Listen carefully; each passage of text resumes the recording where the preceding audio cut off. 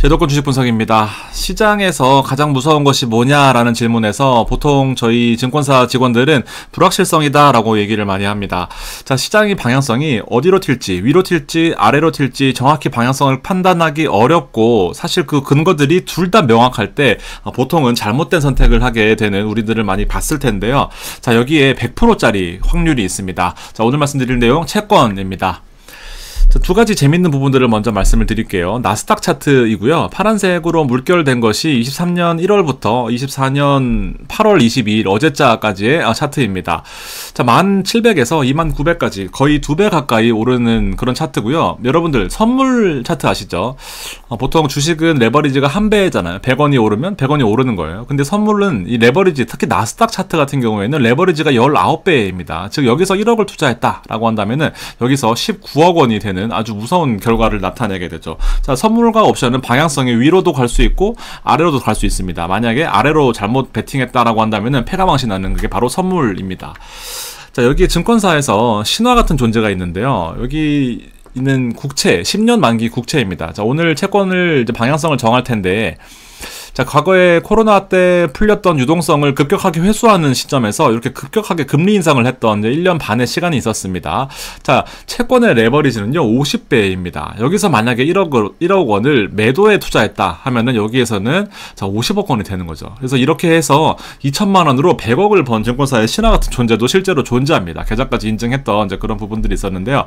자, 보세요. 채권의 가장 큰 특징은요, 한번 금리를 올리면은 계속해서 올리는 경향까지 있습니다. 어디까지? 목표치까지. 그래서 금리를 인상했을 때 채권 가격이 계속해서 떨어졌었던 한 방향성으로, 물론 중간에 부침은 있었겠지만 한 방향성으로 떨어졌던 그런 때가 있었습니다. 자, 그러면서 아주 혼돈의 금리 인상이냐 인하냐 유지냐 뭐 이런 아주 힘들었던 시기를 겪고 나서 지금으로서는 자, 금리 인하의 가능성을 매우 높게 보고 있는 그런 시점까지 와 있다라는 겁니다. 다시 한번 말씀드리지만 방향성이 이렇게 가는 경우들은 잘 없어요. 그래서 꾸준하게 큰 틀로 보면 이렇게 움직인다라는 부분들을 좀 말씀드리고 싶습니다. 자, 미국채에 투자하는, 미국채의 가격 상승에 투자하는 것이 바로 이 TLT라는 미국의 대표적인 채권입니다. 채권 ETF인데요. 자, 오늘 이것까지 정리를 해서 한국판 TLT까지 정리를 할 텐데, 자, 제가 과거에 6월 3일 날 이 채권에 대해서 말씀을 드렸습니다. 미국의 20년 이상의 장기채에 투자하는 채권이고요. 가격 변동이 생각보다 크진 않고 배당을 3.8% 정도 받으면서 월별로 배당을 지급받는 그런 형태의 채권이 있었다라는 겁니다. 그래서 실제로 금리 인하할 때까지 좀 기다려보자 라는 그런 내용이었고요. 자, 지난 6월 3일 날 이후에 지금 이제 8월 21일자로 98불까지 올랐습니다. 자, 무슨 말이냐면은, 자, 그동안에 금리 인하에 대한 기대감이 스물스물 올라오고 있었다라는 겁니다. 무려 2달 동안의 시간 동안. 그러니까 지수가 난리를 칠 동안에 채권은 안전하게 그 방향성을 잡아가고 있었다라고 보시면 될 것 같습니다. 자, 금리 인하에 대한 얘기를 해볼까요? 실제로 지금 이제 뭐 저희 증권사뿐만 아니라 여러분들이 쉽게 접할 수 있는 내용 중에 하나가 금리 인하는 확실한 것 같은데 0.25냐 0.5냐를 두고 지금 설왕설래를 하고 있는 그런 상황입니다. 실제로도 달러 가치가 많이 떨어지고 있고요. 연중 최저치까지 추락했다라는 내용이 있고, 강해진 비컷 신호, 비컷이 0.5%를 인하하는 내용을 말하거든요. 그래서 힘 빠지는 달러화가 빠졌다라는 것이 결과적으로 금리 인하를 할 것이다 라는 내용과 일맥상통한다 라고 보시면 됩니다. 그래서 금리 인하 기대감이 최고조에 달해 있는 지금 상황에서 금값이 오르고 채권 가격이 올라간다 라는 부분들을 좀 참고하셨으면 좋겠고요. 자, 제가 왜 100%라고 말씀드리냐면은, 자, 실제로 전 세계 모든 사람들이 보는 차트 중에 하나입니다. 페드워치라는 CME에서 제공하는 금리 인하를 예측하는 툴입니다. 실제로는 보세요. 자, 현재로서 잘 안 보이시겠지만 5.5%의 금리를 예측하는 사람들은 0입니다. 0. 다음 FOMC가 24년 9월 18일인데요. 보시면은, 자, 5%에서 5.25까지 금리를 인하하겠다라고 예측하는 사람들이 69.5, 그리고 나머지 5%까지 비컷을 예측하는 사람들이 30.5입니다. 그래서 이 두 개 합계가 100%라는 거거든요. 실제로는 이 CME 페드워치가 공신력이 있다라고 보기보다는 선물 투자, 돈을 걸고 투자하는 사람들의 어떤 그 심리를 나타낸 거기 때문에 사실상 그냥 저처럼 떠드는 사람들보다 더 신뢰도가 높다라고 시장에서 많이 판단을 하고 있습니다. 그래서 이렇게 보시면 될 것 같고, 있고요. 채권 가격에 대한 기본적인 그 논리를 보시면 국채 금리, 10년물의 금리와 채권을 가격을 추종하는 ETF의 상관관계는 거의 뭐 정확하게 반대로 간다라고 보시면 됩니다. 그래서 지금 현재 시점에서는 자, 금리가 떨어지는 국면이기 때문에 여기 또 이제 금리가 이렇게 살금살금 오르다가 떨어지는 국면이잖아요. 그래서 금리가 떨어질 때는 채권 가격이 무조건 올라간다라고 생각하시면 될 것 같습니다. 자, 확신을 가져도 되냐라는 질문을 하실 수 있을 텐데요. 저는 확신을 하고 있습니다. 자, 다만 그 과정에서 아까 보셨겠지만 큰 틀에서는 하락했는데 이 중간중간에 이 작은 파동들이 있단 말이죠. 이거를 버티느냐 못 버티느냐의 싸움이 될 것 같습니다. 자, 미국의 장기채에 투자하는 TLT 같은 경우에는 99.49% 미국 정부가 발행하는 채권에 99.49% 투자를 하고요. 나머지 현금성 자산으로 0.059가 있기 때문에 사실상 거의 100% 채권에 투자한다라고 보시면 됩니다. 거의 보시면 만기가 51년, 50년, 51년 뭐 이런 식이기 때문에 사실 미국이 망하지 않는 이상 채권의 원금은 보장된다라고 보시면 될 것 같아요. 오늘 말씀드릴 게 바로 이 한국판 TLT에다가 커버드콜 전략입니다. 우리 한국인들 커버드콜 너무 좋아하다 보니까 특히나 이 한국판 TLT의 커버드콜은 아주 간지러운 니즈를 잘 긁었다라고 생각을 하는데요. 일단 솔입니다. 신한이고요. 미국 30년 국채 커버드콜입니다. 자, 내용을 좀 보시다면 TLT를 기본적으로 하겠죠. 그러면서 채권의 커버드콜 전략으로 콜옵션 매도 전략으로 이 상품을 바탕으로 배당을 주는 그런 형태로서 TLT가 좀 지겨운 부분들이 있잖아요. 좀 지겨운 지지부진한 부분들이 있기 때문에 사실상 여기다가 커버드콜을 추가해서 좀 액티브하게 투자를 해보자라는 게 이 취지입니다. 자, 배당률이 생각보다 높아요. 연간으로 12% 이상입니다. 그러니까 월 배당으로는 1%가 넘어가는 그런 수준을 나타내고 있습니다. 1억이면은 매월 100만원씩 나오는 거예요. 금리 인하의 대표적인 투자처가 될 수 있을 거고요. 연금, 그리고 IRP, 그 다음에 ISA 전부 투자 가능하기 때문에 배당이 높다라고 하더라도 실질적으로 절세 계좌를 다 이용할 수 있다라는 부분입니다. 그래서 TLT냐, TLTW냐. TLT는 그냥 채권을 투자하는 거, TLTW는 채권에 투자하면서 배당락까지 겪으면서 배당 을 월에 1%씩 받아가는 그런 상승폭을 누릴 수 있는 대표적인 자산군입니다. 그래서 W 같은 경우에는 배당 위주의 커버드콜이다 라고 보시면 돼요.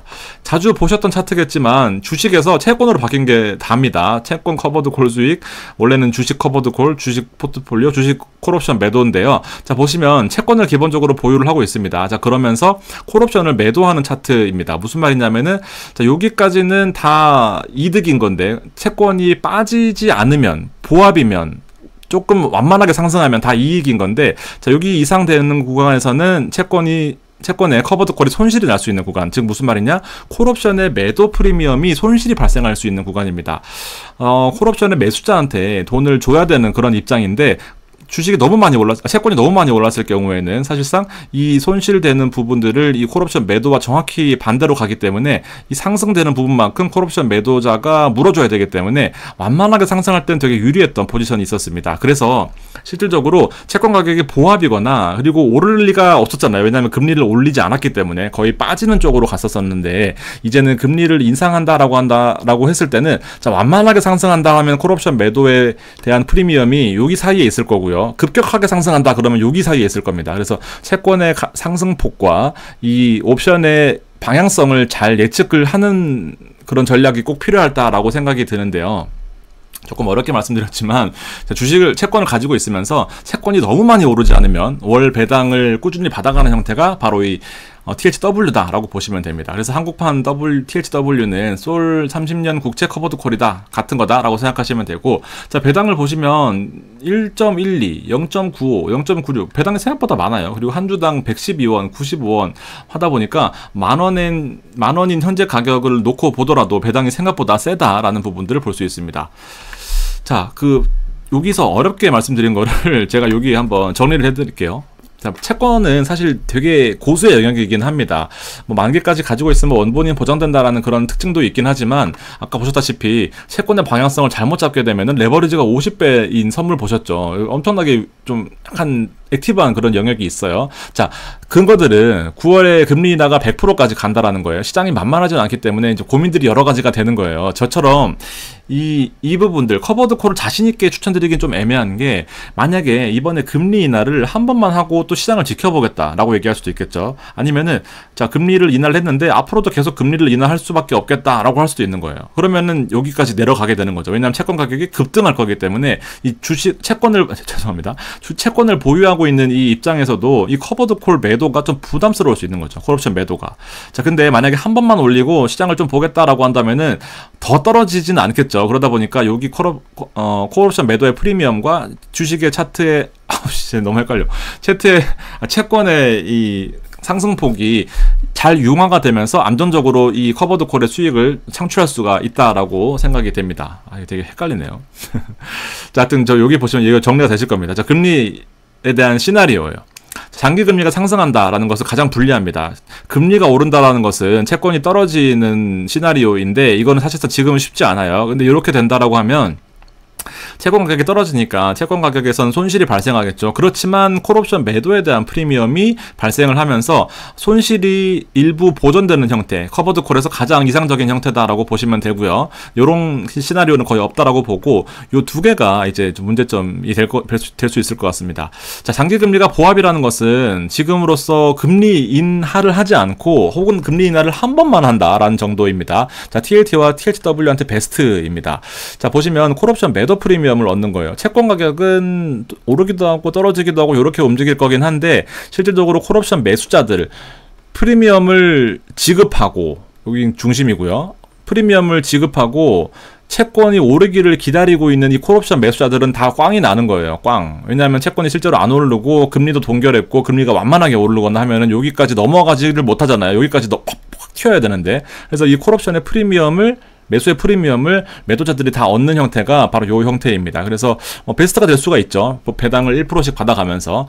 자, 그리고 장기금리가 하락한다라는 것은 유리 또는 약간 불리할 수 있다는 내용입니다. 자, 장기금리가 하락한다, 그냥 금리 인하가 된다라는 말은 결국 채권 가격이 올라간다라는 거거든요. 얼마나 올라갈 거냐가 이제 여기에 포인트인 거죠. 채권의 ETF 수익은 반드시 발생을 합니다. 무조건 발생을 하는 거예요. TLT는 무조건 올라요. 근데 콜옵션 매도 프리미엄이 손실이 발생할 수 있다라는 거죠. 왜냐하면 채권 가격이 오르는 요 국면에서는 한두 번 오르는 거는 여기 사이에 있을 거나 아니면 여기까지 있거나 할 겁니다. 그럼 채권이 있으니까 여기 수익에서 여기 일부를 주고도 플러스가 날 거예요. 자, 근데 실질적으로 두 번, 세 번, 네 번 계속해서 금리를 인하할 수밖에 없겠다라고 발언이 나온다라고 한다면, FOMC 성명에서, 자, 그렇게 되면 이 채권에 가지고 있는 이 보유 자산보다도 콜옵션의 매도에 대한 프리미엄 손실이 훨씬 크기 때문에 사실은 여기서는 이제 추가적으로 손실이 발생할 가능성이 있다는 겁니다. 약간 불리할 수 있다는 거예요. 그래서 이 TLT 정리, TLT를 투자할 때 그냥 무지성으로 채권의 가격 상승에만 투자할 때는 TLT가 사실 이런 것까지 신경 쓸 필요가 없어요. 그냥 완만하게 오를 수 있을 가능성이 매우 큽니다. THW는 여기다가 배당까지 얻는 거죠. 그러니까 지금 왜 이런 고민을 하냐면요, 한 몇 달 동안은 TLT보다 THW가 성과가 훨씬 좋았어요. 떨어질 때는 당연히 콜옵션 매도 프리미엄이 있기 때문에 더 좋죠. 오를 때는 얘는 조금밖에 안 오르는데 얘는 오르고 실제로도 여기 프리미엄까지 같이 얹어지면서 더 좋은 성과가 났었어요. 그러니까 사람들은 THW를 더 환상에 가지고 있고 더 많이 좋아하고 더 좋단 말이죠. 근데 이제 THW는 좀 편안하긴 하지만 약간은 수익성이 약간 아쉬운 부분이 있고, THW는 약간의 베팅성이 있긴 하지만 수익을 극대화할 수 있는 요인들이 많다라는 겁니다. 조금밖에 안 오르면요, 채권의 수익은 그대로 가져가면서 콜옵션의 매도 프리미엄까지 같이 가져갈 수 있는데, 이 프리미엄이 생각보다 아까 보셨다시피 생각보다 크기 때문에 이런 고민을 한다라고 보시면 될 것 같습니다. 자, THW를 좀 이제 고민이 되실 분들을 위해서 여기 보시면 이제 코덱스에서도 있습니다. 이제 30년 국채인데요. 얘는 합성 H라고 되어 있습니다. 얘는 해지가 되어 있어요. 자, 여기 또 고민되는 부분이 하나가 있는데, 요거는 해지거든요. 해지. 금리가 떨어진다라고 하는 것은 달러가 떨어진다라고 하는 거예요. 그러니까 채권에서 수익이 난다라고 하더라도 미국채에서 실제로 돈을 채권에서는 벌어요. 금리가 떨어지면. 근데 달러가 떨어지다 보니까 이게 또 환차손이 발생한다는 얘기죠. 그래서 하나 더 고민해야 될 부분도 바로 이 해지를 하느냐 안 하느냐에 대한 또 고민이 있습니다. 그래서 앞서 쏠 거는 해지를 하지 않고 있는 그대로의 네이키드한 상태인 거고요. 얘는 해지를 한 상태다. 그래서 두 가지를 좀 비교해 보셨으면 좋겠고요.